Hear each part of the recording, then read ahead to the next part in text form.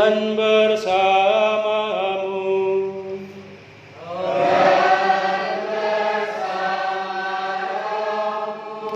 Inilah Injil suci menurut Matius.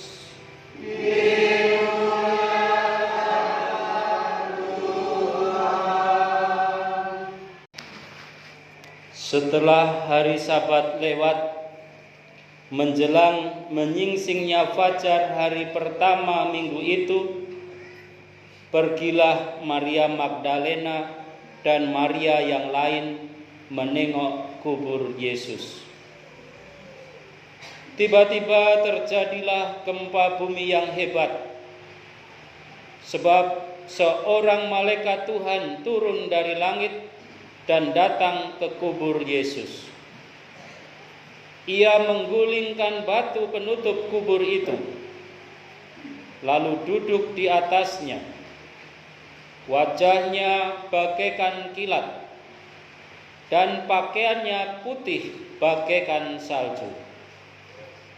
Para penjaga kubur itu pun gentar ketakutan dan menjadi seperti orang-orang mati. Akan tetapi malaikat itu berkata kepada perempuan-perempuan itu, "Janganlah kamu takut, sebab aku tahu bahwa kamu mencari Yesus yang disalibkan itu. Ia tidak ada di sini, sebab ia telah bangkit bersama seperti yang telah dikatakannya. Mari lihatlah tempat ia dibaringkan.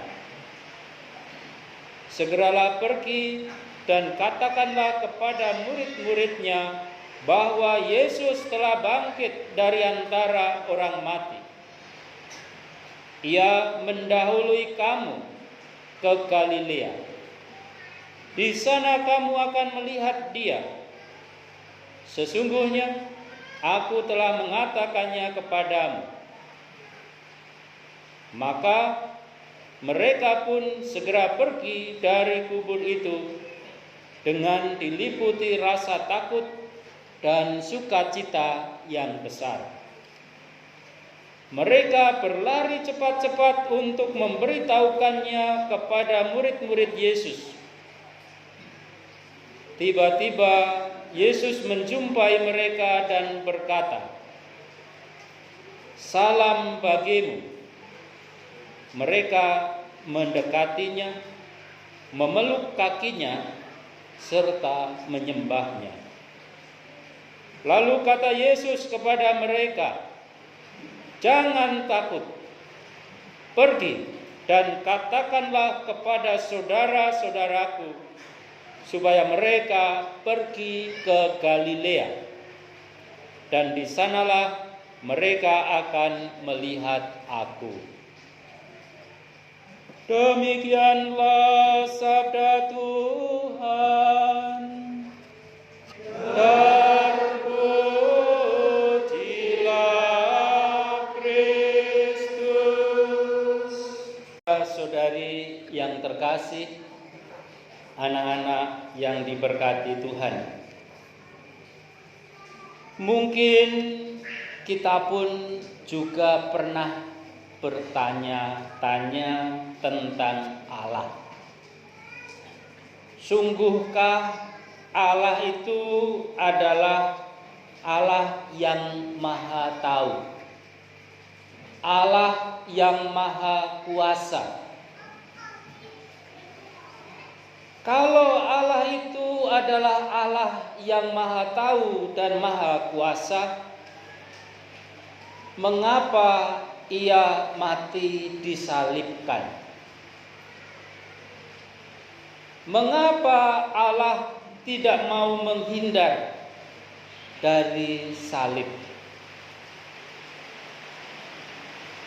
Apakah Allah juga sungguh-sungguh Maha Tahu ketika ia menciptakan manusia dan seluruh isinya, bahwa pada suatu saat manusia itu akan membangkang? manusia yang diciptakan oleh Allah akan berdosa. Kalau Allah itu adalah Allah yang maha kuasa dan maha tahu, mengapa Allah tidak bisa atau tidak mau mengatasi semuanya itu? Mengapa Ia mau ditangkap, diadili dengan tidak adil, dipukuli, dan disalibkan? Apakah Allah tidak tahu bahwa kelak manusia yang diciptakan itu akan jatuh ke dalam dosa? Saudara-saudari yang terkasih dalam Yesus Kristus, dalam doa tadi setelah bacaan pertama kita berdoa, Allah yang Maha Kuasa, Engkau telah menciptakan manusia secara mengagumkan. Dari bacaan yang pertama dari kitab Kejadian, setelah Allah menciptakan, selalu diawali dengan Allah melihat semuanya itu baik, bahkan sangat baik. Sebelum kita menyanyikan maka jadilah petang dan pagi, hari pertama, dan seterusnya, kitab suci selalu mencatat bahwa apa yang diciptakan Allah itu baik, bahkan sangat baik. Apakah kiranya Tuhan itu tidak tahu bahwa manusia yang diciptakan yang adalah baik itu kelak akan menjadi manusia yang tidak baik? Manusia yang justru merusak alam semesta yang diciptakan oleh Tuhan dengan baik. Manusia yang diciptakan itu justru telah menggunduli hutan-hutan, telah menembaki babi-babi liar, telah menangkapi kambing-kambing balap untuk pesta Paskah, sehingga terjadi banjir di mana-mana, sehingga terjadi longsor dan lain sebagainya. Nah, saudara-saudari yang terkasih dalam Yesus Kristus, kita tahu bahwa Allah pasti tahu dengan baik bahwa Allah itu pasti maha kuasa. Tetapi itulah resiko sebuah cinta. Sama seperti kita manusia ini, seorang bapak dan ibu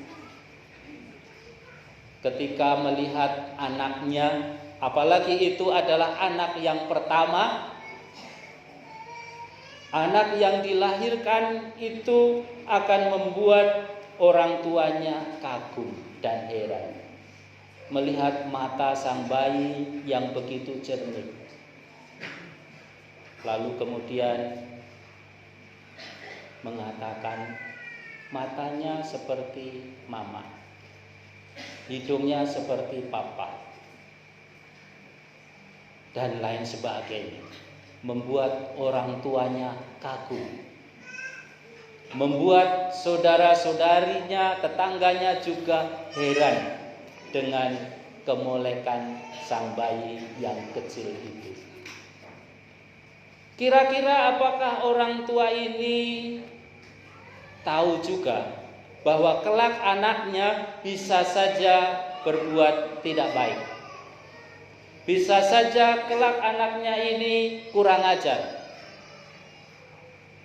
Tidak usah menunggu kelak, waktu masih bayi pun seringkali kurang ajar.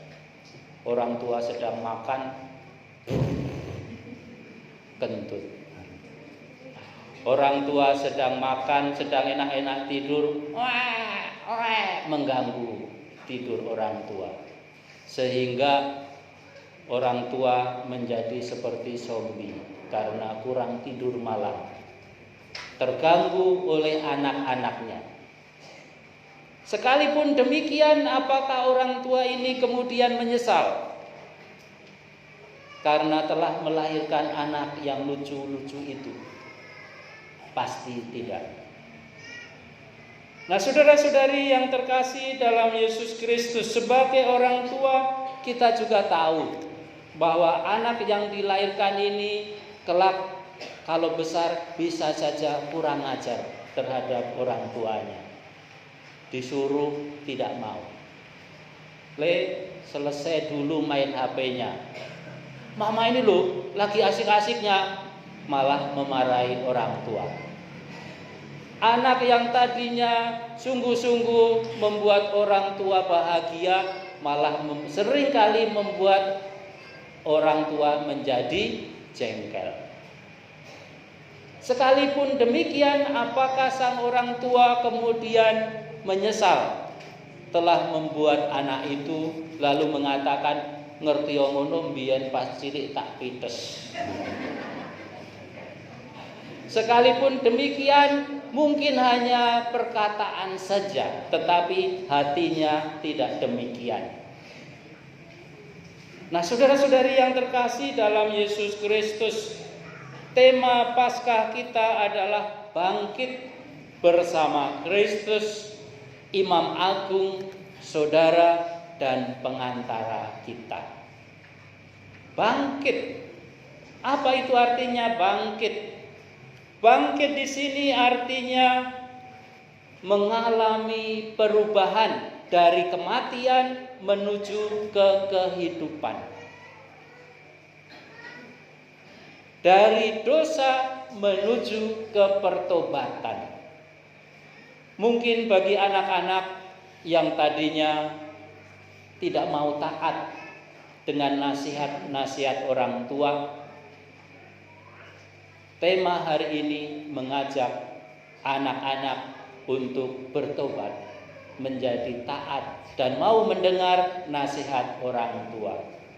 Kalau suruh orang tua menyuruh berhenti main HP, ya berhenti. Kalau orang tua menyuruh pergi sana membantu orang tua mencari rumput, ya pergi mencari rumput. Itu pertobatan seorang anak. Demikian juga sebagai orang tua, sebagai kakak, dan sebagai apapun profesi kita diajak untuk meninggalkan manusia yang lama, manusia yang tidak taat, manusia yang mau seenaknya sendiri menjadi manusia baru. Itulah artinya bangkit bersama Kristus. Maka saudara-saudari, mari dalam perayaan Ekaristi Vigili Paskah ini kita mohon rahmat Tuhan, supaya Allah mengutus Roh-Nya yang kudus membangkitkan rasa pertobatan di dalam hati kita, sehingga kita bergerak dari kematian kepada kehidupan, dari dosa kepada pertobatan.